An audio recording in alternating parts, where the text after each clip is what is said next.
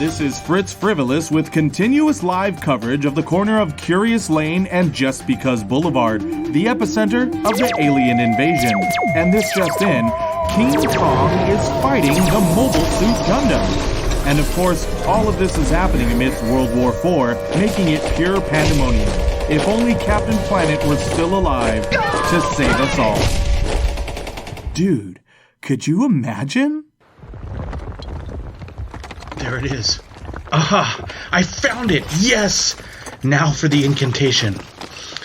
Whosoever touches this gem shall possess the power of the crimson bands of Sidorak. Henceforth, you who read these words shall become forevermore a human...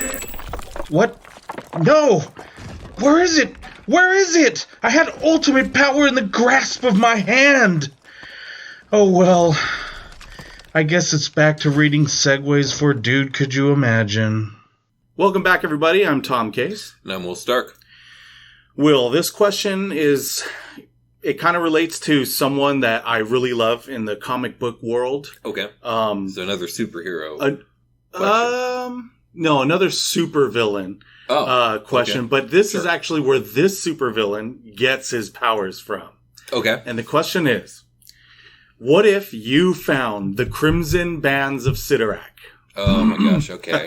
So, now, go ahead. I was just going to say, just for a quick, the parameters is, instead of, Cain Marco, who's most famous known as the Juggernaut in Marvel Universe, he's the one that actually finds the gem, the ruby gem, that is, has the power of Sidorak. Mm-hmm. So, but instead of him, it's you that finds it. And so it's I'm finding the gem, not the bands. Well, so this is the funny part. It is a gem, right? It's like a ruby. Yes. They call it the bands of Sidorak 2. That's the weird part. It's probably just continuity error. So, go ahead. Because technically, when I was doing the research on it, well, let me first give the Fritz fact here. Because I know a lot of people probably know Juggernaut. I think a lot of people have no idea what the fuck you're talking about. Yeah, exactly. That's what I mean. They know of Juggernaut, but they may not know exactly where his powers come from. Most likely people who don't really read the comics, but they watch the movies. The movies kind of let on that the Juggernaut's powers are mutant powers, right? Which always kind of... I didn't really like that because his powers aren't mutant powers. Originally, his powers are supposed to be...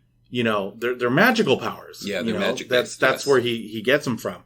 And the fact that they changed it, I thought it was a cool idea, but ultimately I don't like that they would continue with that. I would hope that in the new MCU that they would, when they redo that character. If and when we get a Juggernaut. But I mean, I think the obvious reason that it was done the way it was done was because the universes in which, the Fox X-Men movies were, there was only mutants. There was no other powers really established.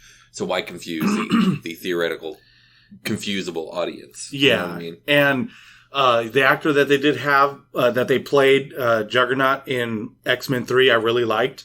You did? I liked him. I didn't think he was bad. Okay. You know what I mean? But ultimately, I think, just like the Hulk, you need Juggernaut to be CGI because he has to be big. He has to be, That's menacing. Tough. That's tough because you got to make him. It's easier. I don't know. Maybe I'm wrong here, but I almost feel the Hulk being green makes him easier to make CGI believable. Does that make sense?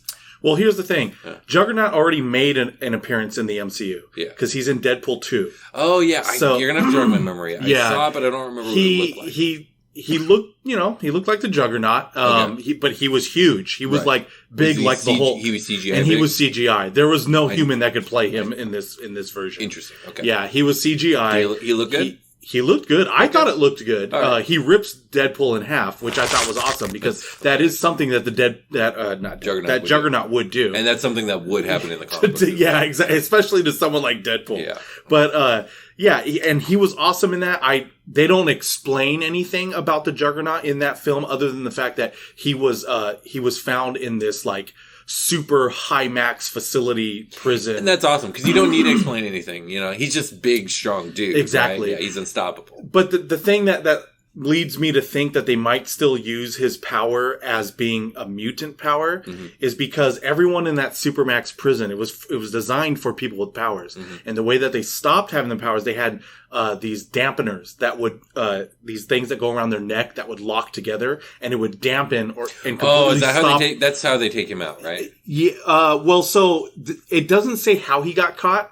They just mention that there's a monster in the basement. I think that's the line they use. Okay. And you hear like this big, like boom, like something that shook the whole prison, right? Right.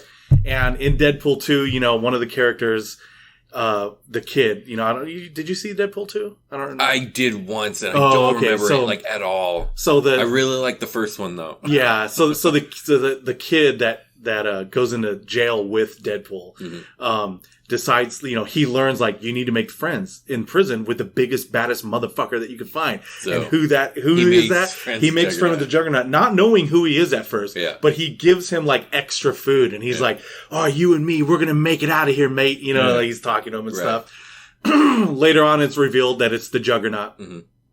But obviously, if he was in that prison, they probably put a dampener on his neck too. Yeah, I think it's to be implied, for sure. Yeah, exactly. Here's a question, and maybe you'll remember.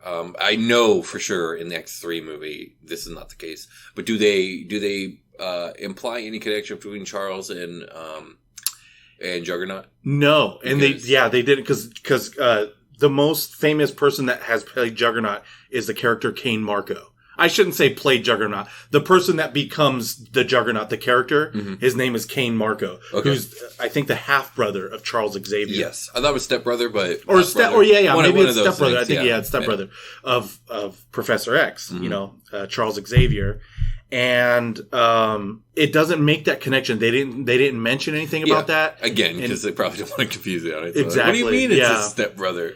I know, right? And but I'm kind of glad. And he's not even a mutant. He's his stepbrother, but he's not even a mutant. Yeah, That's exactly. hilarious. But the thing that's cool about that is that means the MCU can kind of fix it. They still have wiggle room to explain more about Juggernaut, because I wish they would bring him back as a villain. Do we have confirmation that X-Men is even happening? Like within the foreseeable future? Like I believe in like before 2024. What's the movie that I think in December, Spider-Man No Way Home comes out? Or is it in the Multiverse of Madness? I think it's in the Spider-Man one. I think they mention Professor Xavier in the Spider-Man one. In Spider-Man No Way Home. Oh, no. Maybe it's not that one. Maybe it has to be in Multiverse of Madness. Because No Way Home, isn't that one up for contention between Sony and Marvel as It is, but Sony is allowing them to be in it. It's going to be a part of like the MCU. Did they resolve that? Yeah. I heard they were fighting again. Okay, whatever. All right, we're getting off subject. We're getting off subject. All right, anyways. So back to the Crimson Band / Crimson Gem / Sidorak. Yeah. So for all of us who know about Juggernaut, he actually gets his power from a deity or a demon. Some people believe him to be a demon. Some think he's like a god, right? It's like a cosmological level entity. Exactly. That sounds even Marvel has a billion of them. Yeah.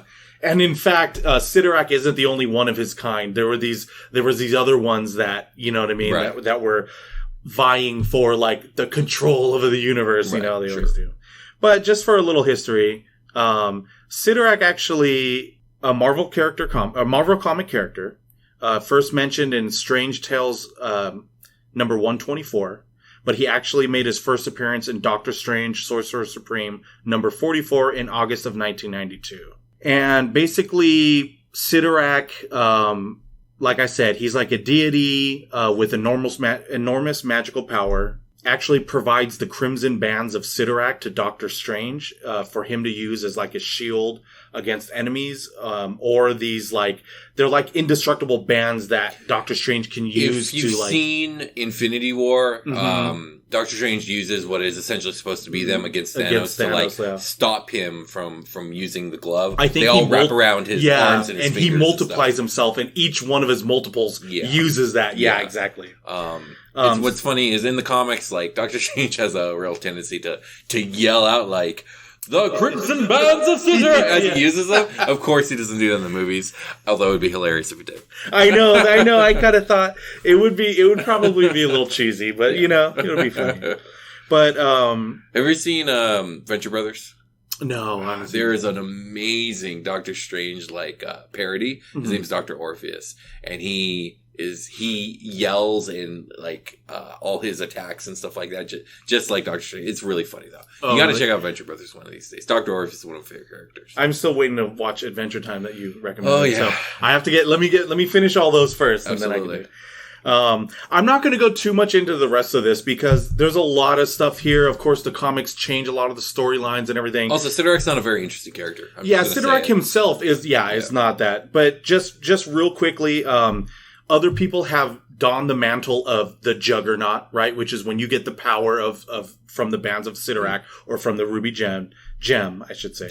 So I need clarification. Does the Ruby Gem just give you Juggernaut powers? Because that's weird. Okay, so here's the thing, and this is the part I wanted to get to. Okay. So it says that a long time ago, right, in the ancient times, Morgan Le Fay, I guess the ancient sorceress. She's a big bad in Marvel. In the comics, she's a big bad. Sidorak has existed since the time of her, obviously, right? Okay. And even then offered his magic to his worshippers for power. She was like a worshipper. But so she got the power, right? And I'm going to just leave it with Kane Marco as Juggernaut. Because there's been other people as Juggernaut. Sure. Another most famous was an X-Men, which was Colossus. Right. Yeah, Colossus Knot. If anyone ever seen the picture of Colossus Knot, it's so overpowered. You know what I mean? Stupid. It's also dumb. Yeah. So Kane Marco, during the Korean War, he and his brother, or stepbrother, Charles Xavier, were in the army together, right? In the military. And they, Kane Marco ran into a cave because he wanted to avoid being attacked by the enemy. Well, Xavier follows him and, convinces him to rejoin the battle to avoid a court-martial, from running away. Right. And, however, Xavier recognizes that this cave contains the Temple of Sidorak. And Marco, he just saw a ruby and remarked how the ruby appeared to be living. So he picked it up despite Xavier's warning. And this is where I don't understand how he knows to read this unless somehow it was written where he could, written in English or, somehow written there where he knows. Yeah. But here's how you would get the power. You find the gem and you're holding it and you have to say this inscription. Whosoever touches this gem shall possess the power of the crimson bands of Sidorak. Henceforth, you who read these words shall become forevermore a human juggernaut. And then that's interesting. Okay, so first off, it's magic, and in Marvel, magic's not well explained. It's worse in DC, but it's pretty bad in Marvel too.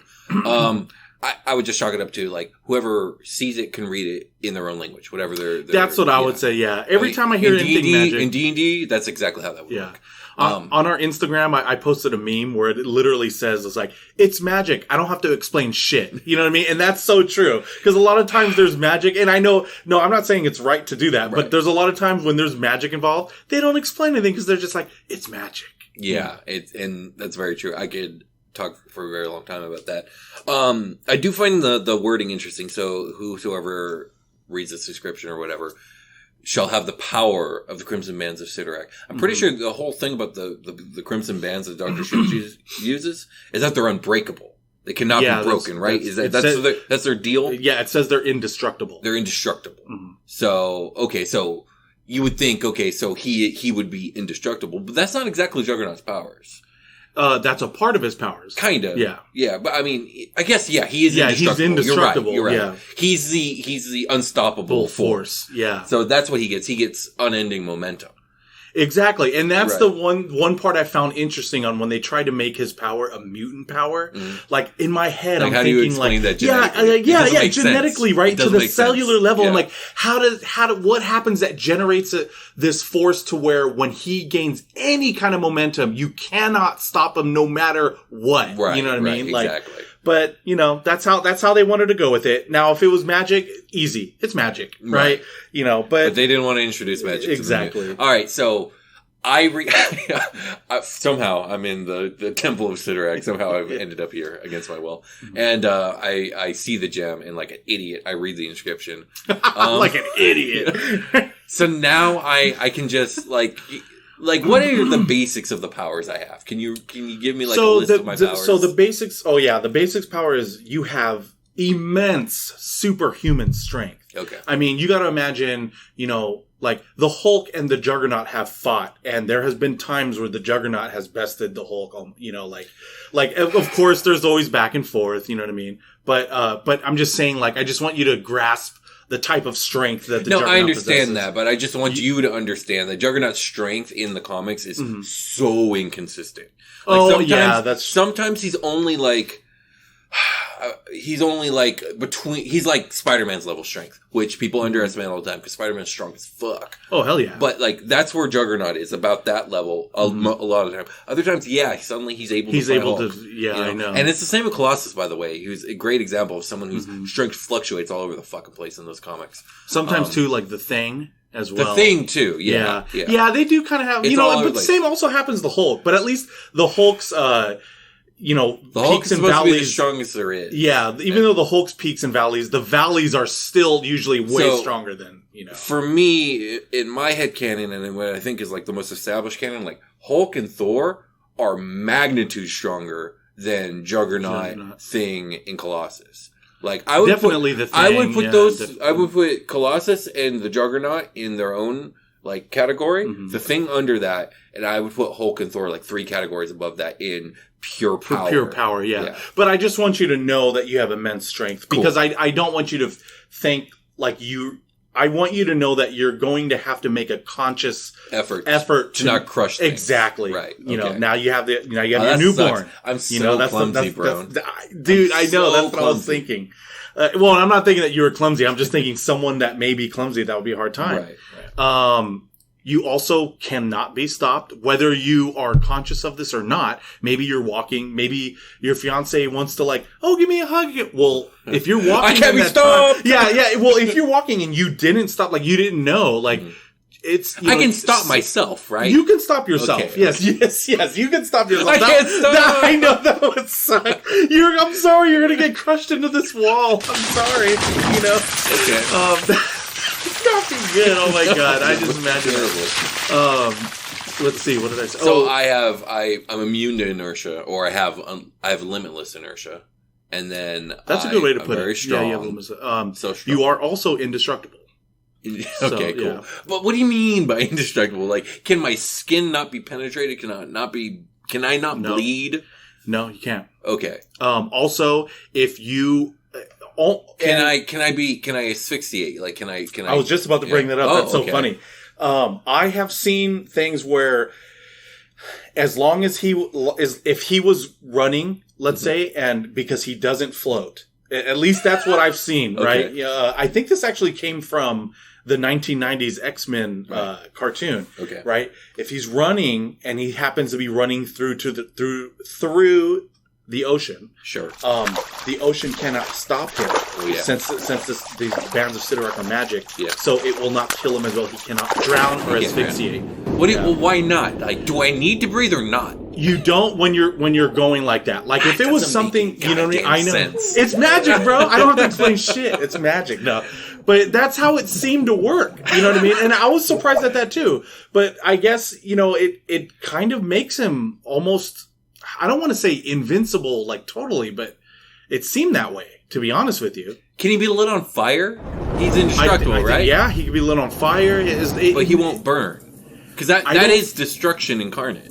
Yeah, that's true. Yeah, it would stop him, right? A normal person would be stopped by that, so it couldn't stop the Juggernaut, so he wouldn't get burned. So he can't burn. Yeah, exactly. What if he launched Juggernaut into the sun? You know what? This is the way I take it. If he has that momentum, this is the way I'm to understand it. I don't know if this is real. No, I have the feeling that that's what it is. Like God. The magic. That's how this magic works somehow. Have I told you I don't like the Juggernaut as a character very much? Oh, you never told me that. No, I don't care for him very much. I'm not. He's actually one of my favorites. I'm not one for the big, bulky, like the Hulk. At least has pathos, right? The Hulk is like, I'm Hulk, but I don't want to be Hulk, but I have to be Hulk to save world. You know, we've all heard the story, but Juggernaut's pathos is I'm an asshole. He wants to be Hulk. He doesn't want to be puny. Yeah, it's always one or the other. Yeah, but my point is, he has pathos. Yeah. Juggernaut does not. what would I do? I mean, I would have to live very carefully. I don't know what else to tell you, Tom. Like, let's go through certain would things. I use my powers for gain? I mean, you already know where I'm going with that. I would probably, I mean, I could see myself using it in a performance-based way in which, like, I would try and break Guinness World Records and stuff. Although, maybe I'm cheating. So, well, that's what I was going to say. So that means you wouldn't tell anyone. I know you normally, on all my questions, like, you wouldn't tell anyone except for your fiancé and I wouldn't sister. tell anybody except for my fiancé and my there's sister. only two people, your fiancé and your sister. Yeah, because, like, I don't want them trying to capture me and do experiments on me. So if you did try to do that with the Guinness, technically it would be cheating because the Guinness Book of World Records is supposed to be people. Right. And that's exactly where my mind went. So now I got to backtrack. No, I probably wouldn't. Oh, so you wouldn't, though? I don't think I would do anything competitive. I'm like, how can I use this in a way? So competition's off the table. Okay, well, would you use it for a type of, let's say, military force or law enforcement? No. Assistance? No. In no way, shape, or form? No. Okay. What do you mean assistance? Well, like vigilante style? Like, no. Let's say, there are going to be certain situations that, let's say, the SWAT team or the bomb squad or someone sees, and they're like, hey, will or not? You know what I mean? Please. No. Do not ever say that in the will or not. My You're the God. will or not. They're like, will or not. No, like they're gonna say, Juggernaut, come over here. Okay, the surrounding buildings and everything, they've all been evacuated. We don't know what's inside other than the fact that... I'm a superhero. So you're saying being a superhero. I'm being implemented. Yeah, because because I don't want to draw attention. Like the government will capture me, bro. They will do experiments on me. If not, and then they're going to get the information because I'm just going to tell them. I was going to say I saw a gem. I read it. Yeah, my bad. They would try to do experiments. Can I give you the gem? Yeah. Like, oh yeah, you're right. Yeah, that's what I'm saying. You're indestructible. So, I mean, would that really worry you still? Yeah.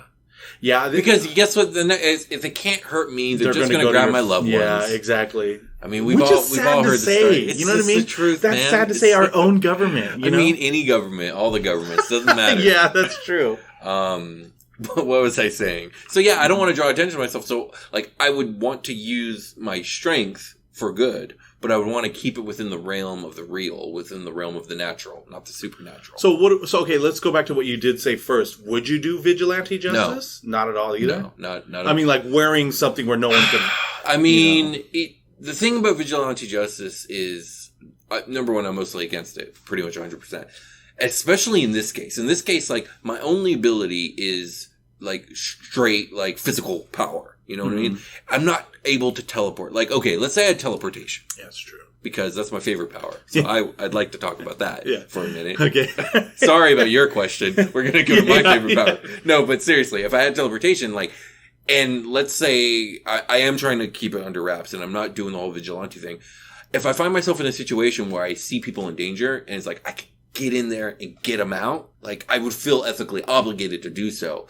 Obviously, I would try to hide my identity and like do it in such a way where I don't get caught. Mm-hmm. If I'm the Juggernaut, like, and I see someone like at the top of a building that's on fire, I don't think there's anything I could do to help them. You know what I mean?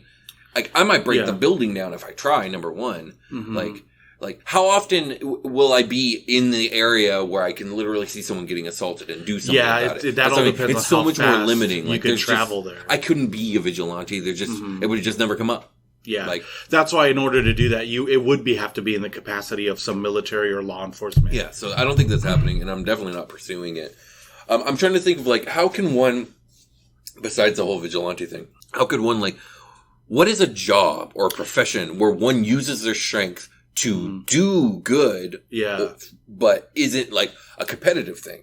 Because I don't want to cheat either. See, I was thinking, I was just about to bring that up. I wanted to say, economically, what would you do for like a job, provide for your family or whatever, whatnot.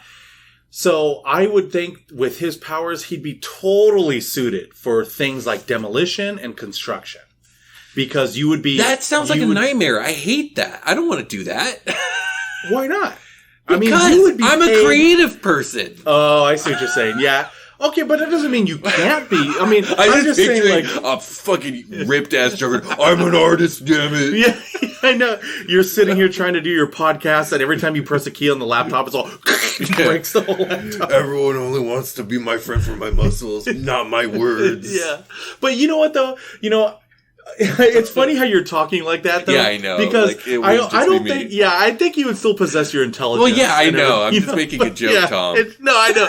But it's funny that you chose to do that. Yeah, I was like, you know what? It's not like the Hulk, right? The Hulk does, usually. Yeah.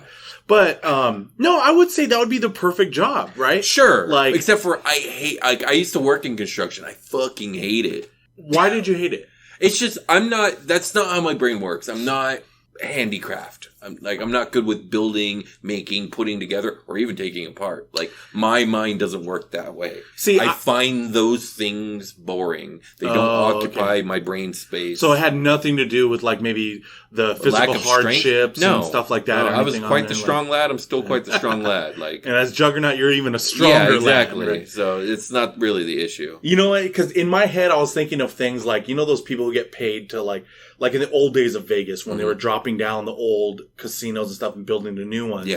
Yeah. Those people who were the demolition teams, got paid buku bucks to make sure, I could see you doing that. Whenever there's people, you would be the one to hire. Who's going to hire this crazy person who's like, I'll just take it out with my bare hands, and then I do it. Yeah. And then I become famous, and then the government comes and gets me, and then they steal my loved ones. Oh, you're still on. Okay, I see what you're saying. There's nothing I can do. Like, then literally there is nothing you can do without the government knowing. With these exactly. Yeah. That's what I'm saying. They will always know and hear about you using these powers. There's true. No way. That's just the truth. Mm-hmm. Now, if we existed in a world in which the government, for some reason, left me alone, I don't know. Like, there's not, like, a lot I would want to do with my strength necessarily. Like, wow. What would you do, Tom? I would be everything that you've said no to. I would have done. Like, I would have done it all. I don't want to be like, that sounds exhausting. Number one. Well, you know what's the interesting thing about that too? You don't get tired. Is that the power? When he's running. Well, so I've heard. I don't know if that's confirmed or not, but that's what I've discovered that too. So are you saying that I could I could theoretically run in an infinite circle and never get tired? Because that would have slowed you down. I wonder if I could find some way to utilize that time where I don't need sleep to do other things. Oh wow! I mean, but while you're running, like, I don't like what the fuck am I supposed to do while I'm like barreling through things? Yeah, you know what makes me. You brought up something interesting too. Yeah. Does Juggernaut have to sleep? If he's doing something right where he doesn't want to be stopped or can't be stopped, and if he gets tired, that's going to make him stop. I mean, he eventually has to get tired, right? It just doesn't make sense. I wonder. Even the Flash gets tired. That's true. He has to get tired. That's stupid. Yeah. It's already stupid that he doesn't need to breathe, apparently. And the other thing, too, if we're talking about, like, weaknesses and stuff, is if in this universe there is a Charles Xavier, right. Well, we already know he's susceptible to mental... Psionic stuff. Psionic That's why he wears the stupid helmet. Yeah. Which, I wonder, did Magneto give that to him? I don't remember. Because I know Magneto was the one, I think, who made that. Yeah, Magneto has his own helmet. Yeah. So, because he knows about Charles. We know anti-psychic helmet technology is possible in the world of Marvel. Just 2 examples. Yeah, but I don't know. What would you do? Like, what would be your first thought? Because for me, I'm just like, fuck, how do I implement this into my life? I did try and think about utilizing it for money, but like the only way seemed unethical, so I'm okay with that. You know what? So here's the thing. I know that you hate the, like, government involvement, right? Yeah. Depending on what they're doing to me, which in this case, if I'm the Juggernaut, there's not a lot they could do, but you are right. It would suck if they really did go after your they're gonna go after your loved ones, bro, because if you're that strong, they need something to keep you in check. They can't trust you. Are you kidding me? But if they didn't go that route, if there was a way where I told them, because like my first thought, I'll be honest, when I was thinking of this, I was thinking, you know what? At first, I was thinking I would try to help the government in the military, right? To not, like, because since I'm indestructible, right? I could save a bunch of our soldiers' lives where they don't have to go in there. You know what I mean? To, like, risk their lives. And I don't know what the situation would be, but a situation where I can take care of whatever the enemy is doing. So we got a few problems here. Okay. The number one being, there's no fucking way they'd let you do that, because every single arms and military development company would be fucking fuming from the fact that they're not getting paid. Yeah, that's true. That's not happening.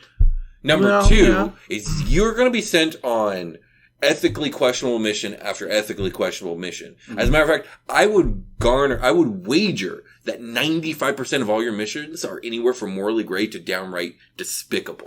Which is why afterwards I would not do that. Yeah. But that was my first thought. Number 3, they're not going to let you choose. They're going to kidnap your wife and kids. And then make me do that? Yes, exactly. Yeah. Welcome to the real world, Tom. No, I'm kidding. I know. Like, way to ruin being the Juggernaut, Will or not. No, just playing. But then, I'll be honest with you, I probably would, even though I know this will bring back government involvement, probably, but I really would like that SWAT job, or the bomb squad job. Yeah, you know I mean, no, that's cool. It's like you go in there, you jump on the bomb, right? Yeah, and then also it would fix the...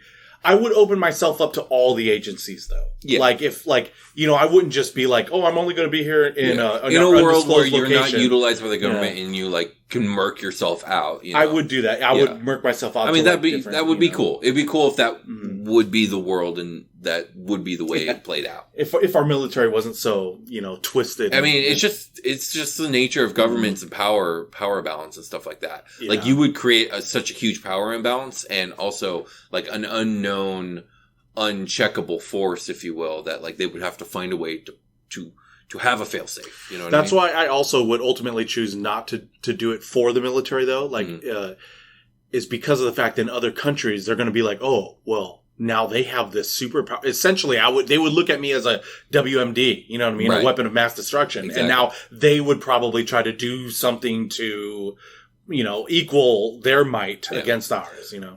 Another thing to think about, too, is if the red ruby is real, what else is real?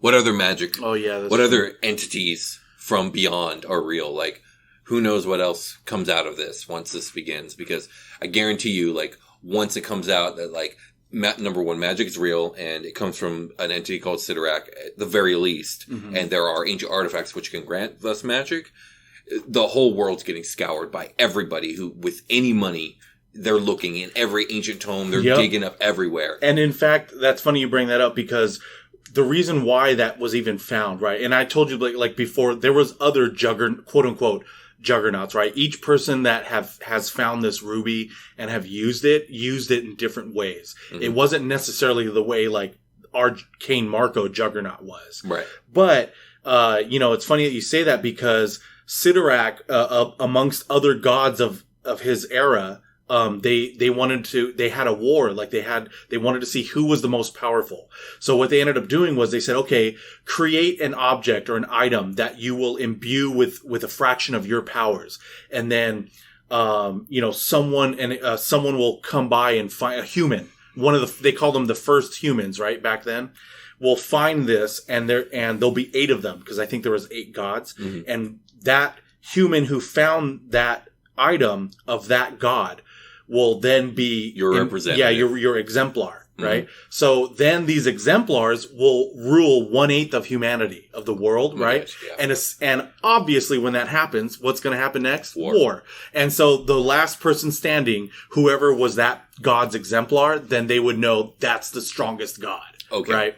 That's the whole reason. Very convoluted. And you are right, because then if Sidorak exists, so do those other gods. Yeah. And everyone would be scouring. Do you know anything else about these exemplars? Do you know, like, what powers they had, or did they have names? I'm just curious. Oh, if you don't, no. I tried looking up a lot of them, but since it was just Sidorak, they didn't go into all the other gods. So I would have to look into each god's exemplar. Yeah. Maybe some old news in the future. Oh, that would be a good one. Yeah. But dude, I'm the Juggernaut, bitch. This just in, a new study suggests leaving an Apple Podcast review is very important for a newly created podcast. So please don't forget to leave an Apple Podcast review. In financial news, Patreon supporters are among the most appreciated in the podcast industry. You can support the DCYI team by heading over to patreon.com/dudecouldyouimagine. This has been Fritz Frivolous, reminding you to like, comment, and subscribe. Will and Tom, back to you.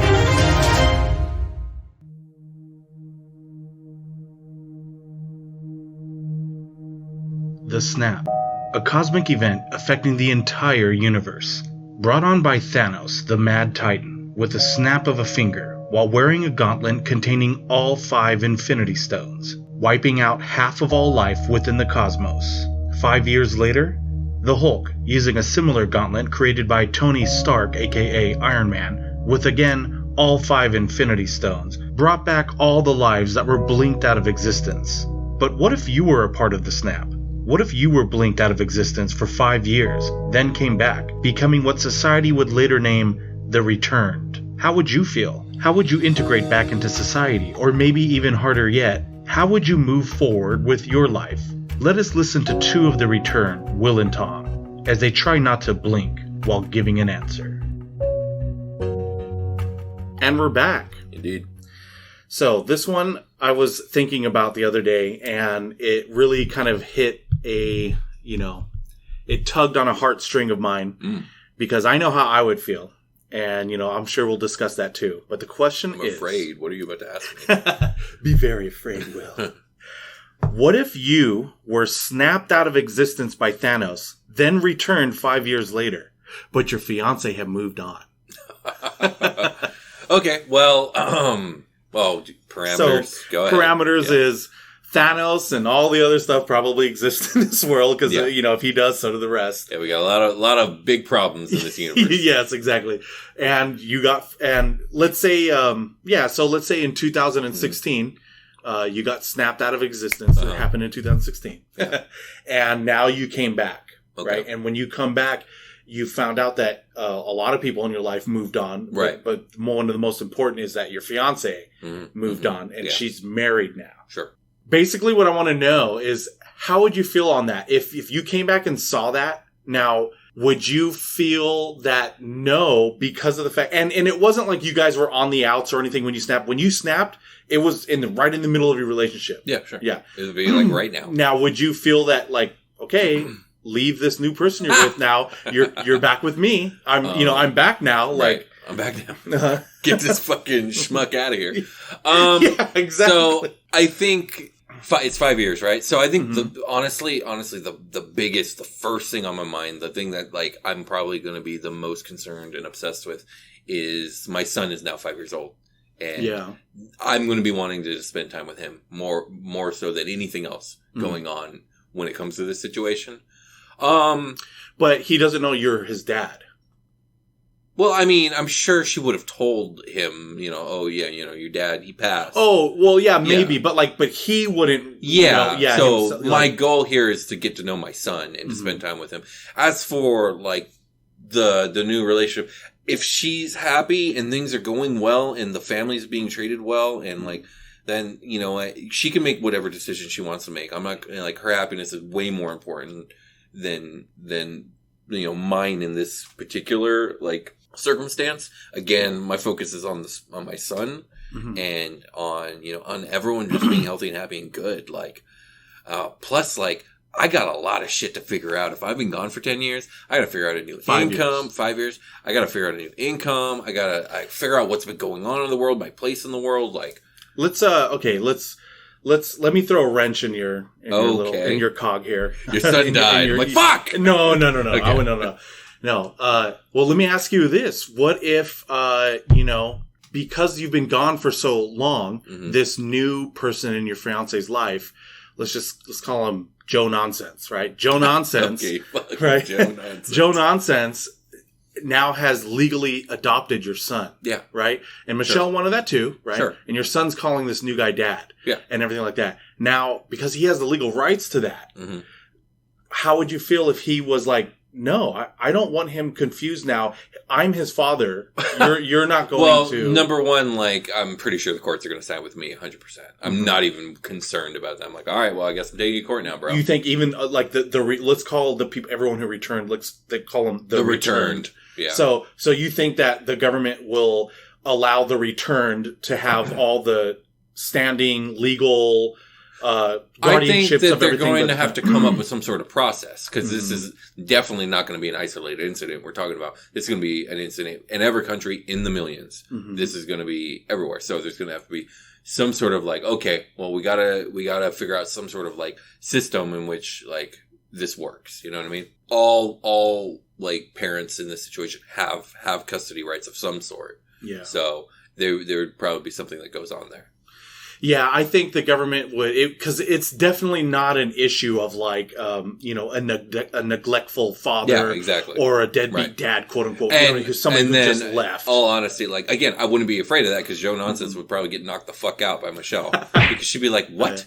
Like, no, you're a fucking idiot." Oh, that's weird. And I know that your fiance probably wouldn't do this, but what if she hadn't made this choice where she was like, I never told him because I didn't want him to grow up thinking that. So he's growing up thinking that this is his father. She wouldn't do that. Joe Nonsense. She wouldn't do that. But if that happened, would that change your mind of what you would want to try to do? No. Or would you still be like, no, I don't care. That's my son. Exactly. I'm going, yes. Absolutely. Yeah, that would be weird. There's no way. And then you were talking about like income wise.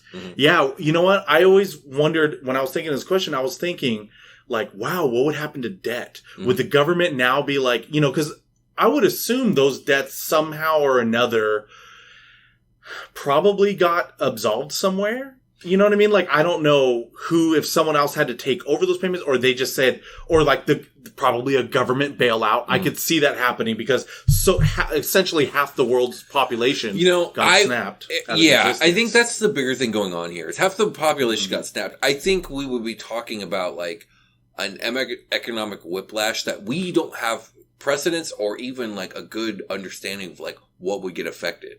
Like you're talking about like whose debt, like millions and millions and millions of people's debt. And then the companies themselves that are run by people, half those people are fucking gone. Essentially 4 billion people are gone. Yeah, what I'm trying to say is the entire structure of keeping track of information would have probably completely fallen apart. Oh, really? I think so. Like a lot of stuff would just fall into the cracks and everything. And also, I think the return of all these people, it would cause the same issue in reverse again. Like, we're talking chaos. Yeah.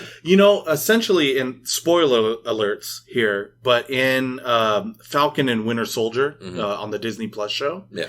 That's kind of what they're dealing with. There's like these, I don't know, I forget if they gave them these names of like the snapped refugees or something like that, where it was these people who are now technically misplaced because they were gone, right? And now they're back after 5 years, and there's, a lot of things, resources that were going allocated to other places and people because half the world's population was gone. They were able to do that. But now that they're back, it's like, oh, all these governments are scrambling to like figure out what are we supposed to do. And like certain pockets of people are, in certain countries are not getting, they're not getting any more benefits. They can't get a job. They can't get whatever it is. You know what I mean? And so they become like terrorists, like groups and stuff. That's a big jump. Yeah. But yeah, sure. Yeah. Well, some of them kind of ended up joining that because like there was after a while when the government was mistreated, because some governments were mistreating their people. Sure. The ones that returned. Okay. Right. So anyways, but that's what kind of ended up happening in there. Yeah. And, those type of problems would be happening. So like, you're right. You trying to get a job, you know what I mean? Like, would your social security number still be up?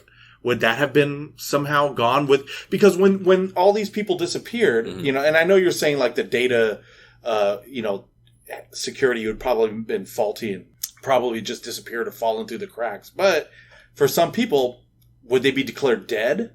You know what I mean? And now that you're back, man, that would be a nightmare. Imagine again, they would have to have like there would literally have to be a registration census. Like there would have to be some sort of way of like, okay, if you've returned, and we need to count you. Yeah, we need to like who are you? Blah blah blah. You have to re-register, and that's citizenship, and it's kind of like when kids are born. You have the whole birth certificate thing. You sign the parent, you sign all this stuff, you fill in all this information, you get it signed off by like the doctor and all that other stuff, and they send it to a government agency, and then you get a bunch of shit in the mail later. It's probably going to be something like that.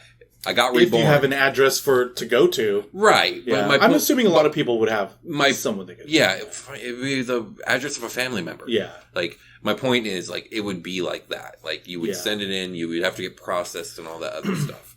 And then one would hope the government will put together a employment, like, help you find employment thing. I'm not really too worried about that. Like, I would just restart my podcast. Yeah. But I would probably focus on, hey, I got blinked out of existence and I'm back. Like, let's talk about that, I guess. Yeah. Dude, could you imagine? Yeah. But, oh my God. But yeah, so So there's that. I mean, again, for me, it's more about my son, and also, like, I mean, I wouldn't be shocked if she left that person for me just because of the nature of our relationship and our history together. Mm-hmm. But also, like, I wouldn't be shocked if she didn't either. And, like, I would be okay with that. And, like, she knows I would be okay with that. And we'd figure out a way to make it work. Yeah, that's... But I'm a boring, logical person. No.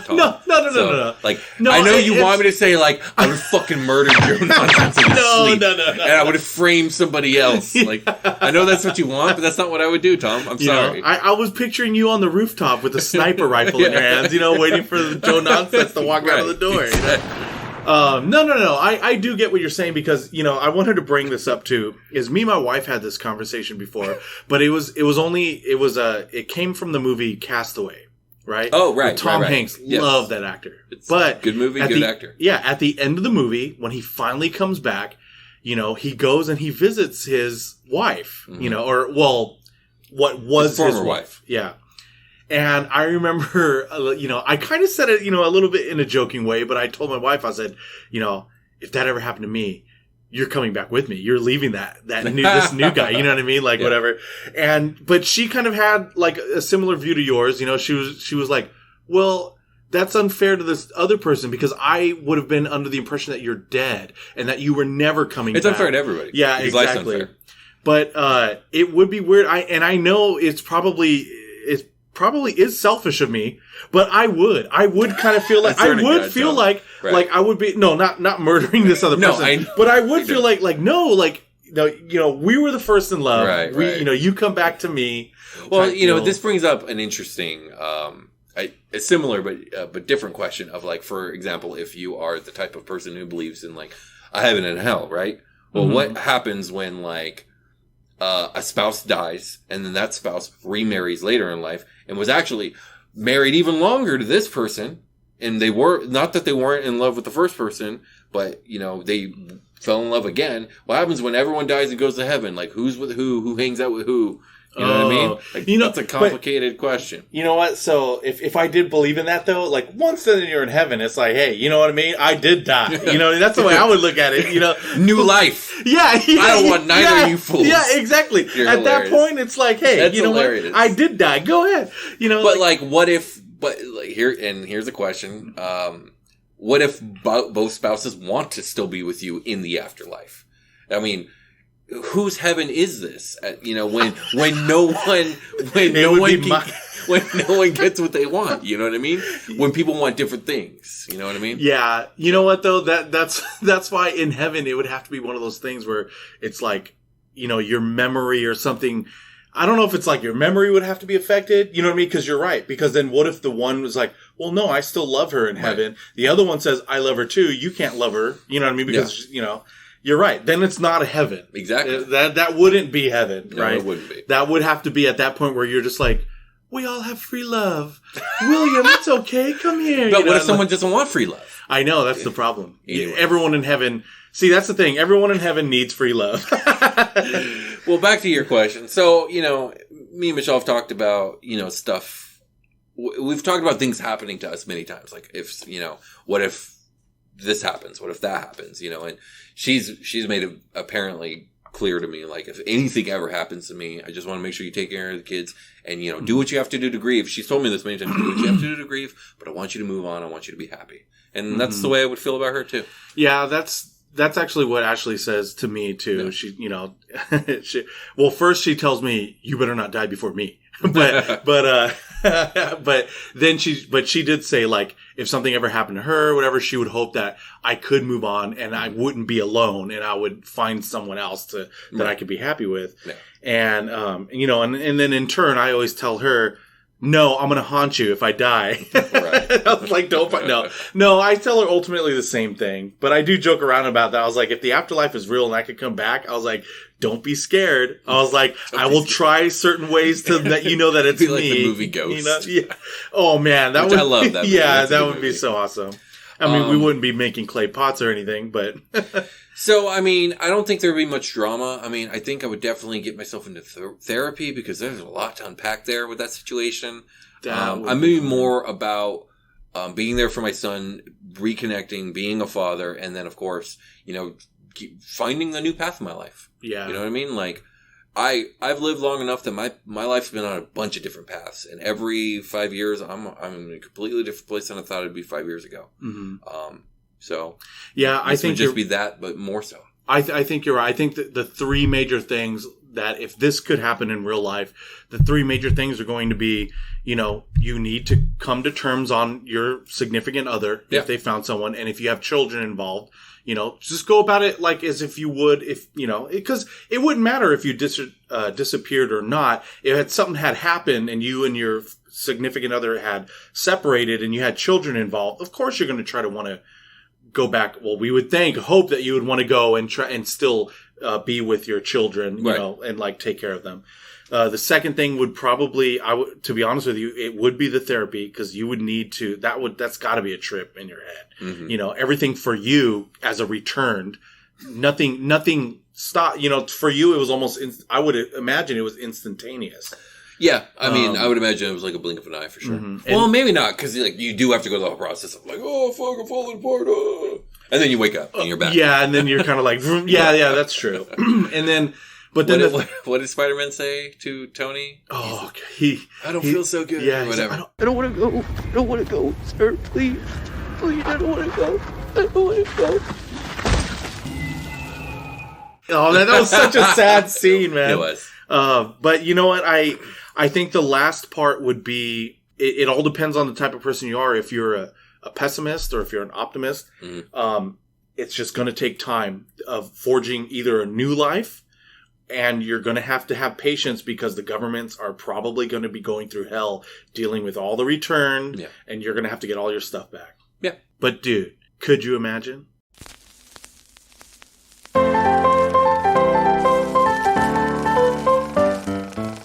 And now it's time for old news.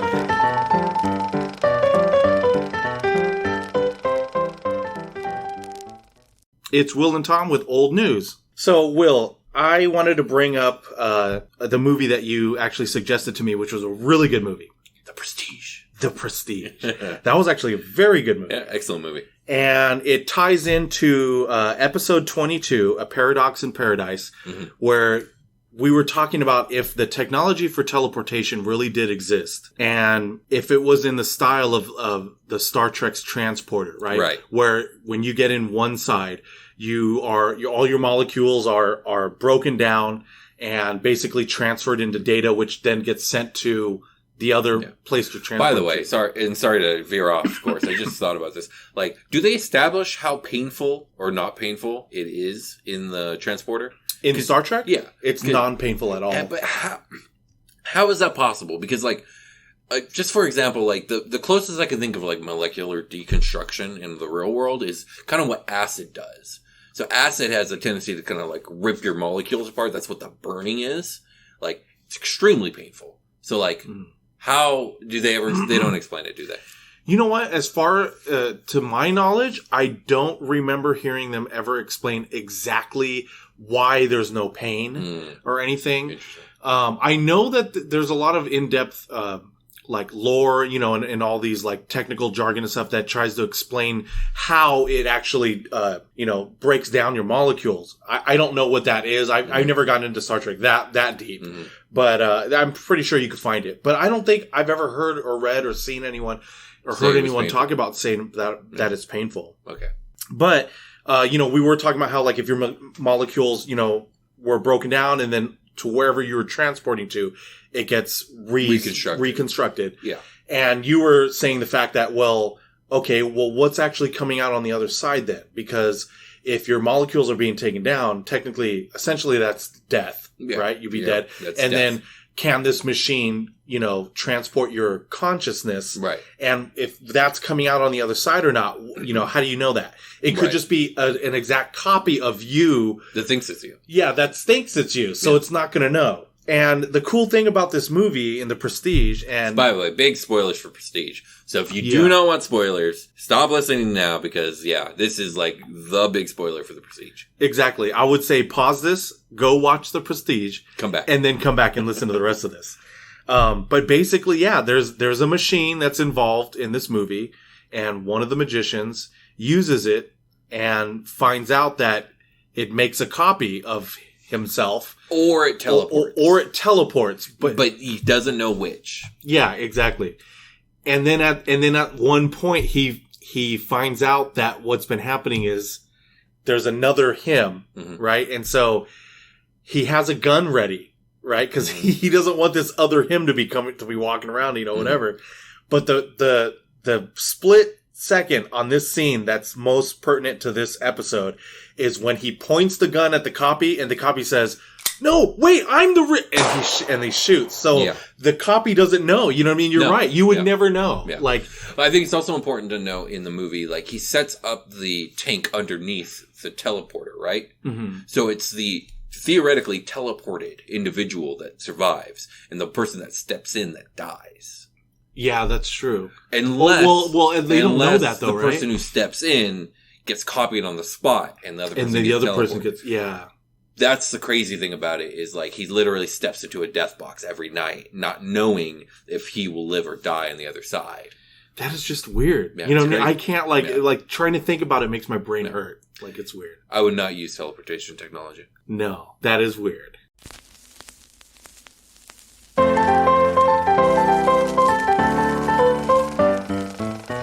And that has been Old News.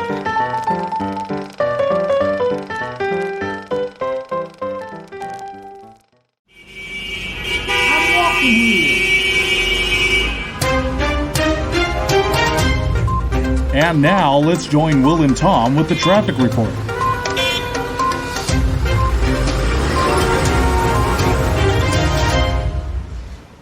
Hey everybody, it's Will and Tom with the traffic report. So, Will, in episode 26, Honey, I Zombified the Kids, one of our questions was, what if you found out that you're working for the Umbrella Corporation? Oh yeah, that one. We had another comment left by Sasha Titus. Thank you, Sasha. Thank you, Sasha.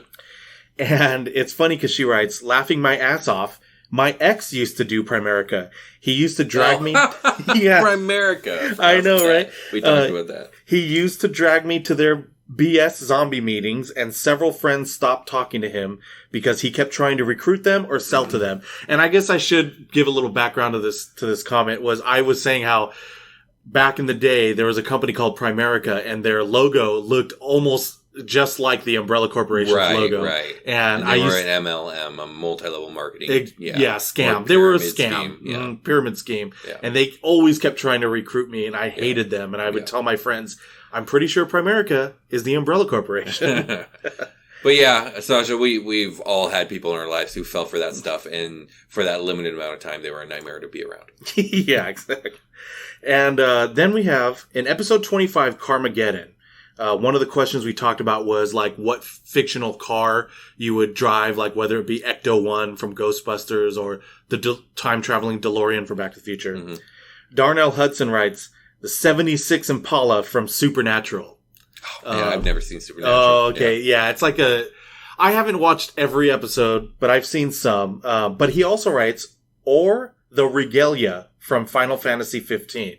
He said, man, that would be a sweet ride. Never played Final Fantasy 15. Oh, man, you haven't played that one? That's the newest one. See, that's... But if we're talking about Final Fantasy rides, you know I'm riding the Ragnarok from Final Fantasy 8. Just saying. I know you don't know what that is, Tom. I don't. That's why I was surprised that you didn't play it, because I know you're a fan of Final Fantasy. I thought you played all of them. I mean, I've played most of them. Just like Final Fantasy 15 holds zero interest for me. Oh, really? That's all I'll say. Right. You know how I am with my fandoms. Yeah. You have you're like very niche on which ones you like or don't like. Episode 24, Krabby Patties, Cowabunga. One of the questions we talked about was, like, what fictional food, right, would you want to try, like, from a fictional universe or whatever? And we had Eric Orzov comment here. Thank you, Eric. Thank you, Eric. He says, Senzu beans from Dragon Ball Z. Oh, yes! Now that's a good choice. Yeah, he said, Senzu beans from Dragon Ball Z just to feel what it's like to instantly heal. Yeah, for me, like, I would just, if Senzu beans existed, bro, like, here, okay, so, you don't know what Dragon Ball or Dragon Ball Z basically is for the most part. I mean, you know what it is, but do you know what a Senzu bean is? Well, I remember watching a little bit. Remember you had me watch the abridged version and stuff? So I know a little bit, yeah. Essentially, they're magic beans where it's like, They're Deus Ex Machinas, where it's like the torn up, beat up fighter can like have a sense of being in there, bam, back at 100% in an instant. And of course, with the Saiyan warriors, that's actually OP because the Saiyans have this whole thing where if they have been beaten within an inch of their life, so long as they survive, their biology will reconstruct itself to be even stronger than it was before. Wow. So it's like, Goku, who's a Saiyan, gets the shit beat out of him by the bad guy. Well, the last thing you want him to get is a senzu bean because now he's going to come back even more powerful than he was at the start of the fight. And it would happen instantly. I digress. The main thing I would use senzu beans for is theoretically being able to never have to sleep. Oh, why? Because it re-energizes you as you right back to your optimal. So it's like, bam. It's like, okay, well, as soon as you feel tired, I need to work. It's like the ultimate caffeine pill with no side effects. It's fucking phenomenal. I'm sad I didn't think of the senzu beans in the episode. Wait, are they rare though? Like, are they hard to find, or are they hard to come by? Yeah, they're only grown by this talking cat named Corin.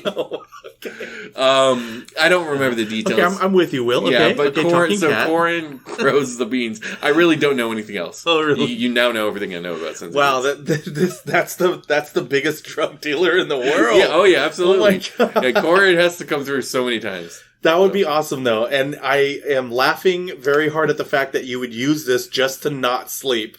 Like, I'm not going to use it to punch someone, so I mean. Well, no. But, like, I'm not going to use it to cheat at a marathon either. No. Maybe, save it for if you ever got into a car accident or some type that you really need to be healed. That's a good point. Yeah. I like your first reaction was, I would want to use this so that when I get tired, I don't have to sleep. Well, yeah, I was thinking on a daily basis, but yeah, you're right. The senzu beans would definitely change the medical industry completely. Oh, yeah. But if they weren't rare like that, then yeah, you're right. You could use them if you could get them anytime. If a talking cat can grow them, then I guarantee you modern agriculture could get a hold of these suckers and grow them in huge fields.